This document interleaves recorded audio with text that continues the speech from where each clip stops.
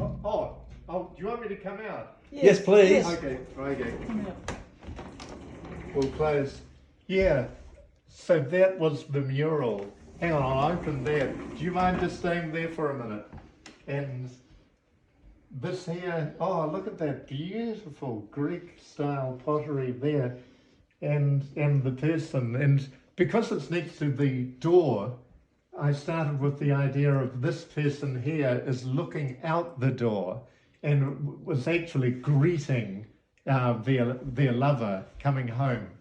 And up here, I thought of just the beauty of figures, you know, these black figures, which were done in a way with a dripping technique, but I thought it out a lot.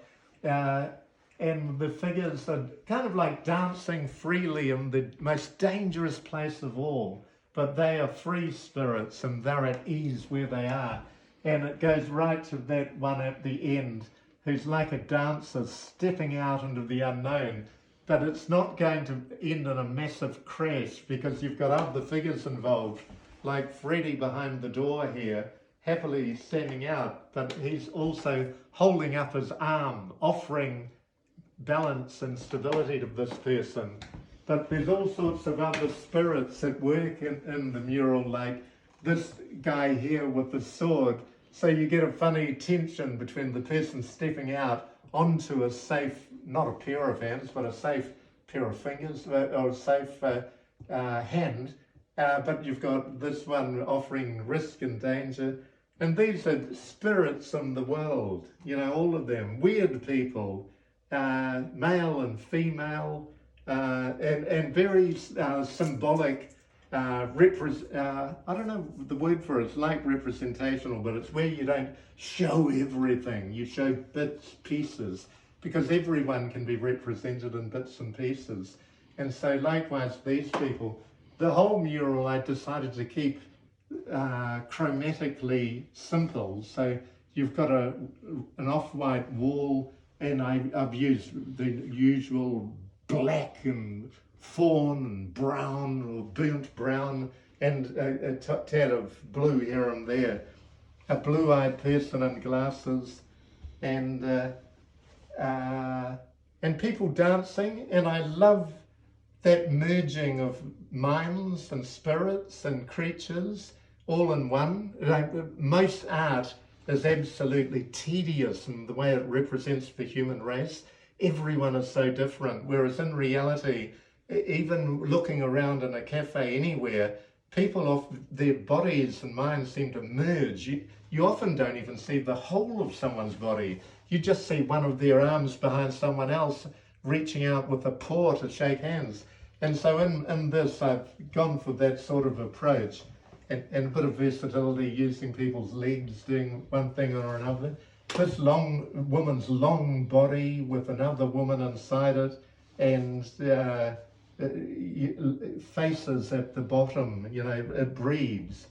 And this is sort of like a spirit of life, really, enjoying life, just happy, celebrating. You know, what's wrong with that? And that's someone's long leg represented like a long black line coming down to the feet, and the houses, you know, or are they people? You know, I love all of that. And what else? And some of it is just whimsical while I was working on it. Like here, where you've got all of these mysterious buttons, I've kind of turned them into a person, and also just made a sick joke. You push my buttons. You know, it's just having a bit of fun, really. And this one, sometimes launching into it, your mere presence triggers a release of hormones like 1,000,000 primates escaping from the zoo. You know, it's just a bit of fun, but also you don't see that at a glance. You have to go to a bit of trouble to read it. And likewise, this is sort of half a face in a way. And if you just look at part of it, you'll miss the whole face. You know, if you go up, you come to eyes and, oh, it's a big face, you know, that sort of idea. So it unfolds. These two doors, originally when I found this door, I gave it the neck, and it builds on what's on the wall. and that was good. But when I looked at it at one stage, I thought, oh, it looks too lonely. So I painted the wall, another door, I mean. I painted another door to be with that one, and they're distinct characters, like almost like space figures together. So they're not isolated and alone. But when the owners came home, they saw the second door and said, oh my God, because they'd spent thousands getting rid of a second door which had been there. And I was left to do whatever I wanted for a week. But when they got here, they were stunned and shocked, actually. Their jaws dropped because I'd put back just what they'd paid to have removed. But it made me think, hey, whoever designed this place knew what they were doing, and I could feel it. It needed a second door. Yeah, so that's sort of, in a nutshell, is the pictures, but you could look at them more closely. When you paint a mural, okay, at the end you see the whole wall, okay, I've seen it, but the actual bits and pieces as you go along, you have 1,000 little bits and pieces, and that. So any good mural ought to be able to, you should never just, you shouldn't glance at a mural, you should look at a mural ideally.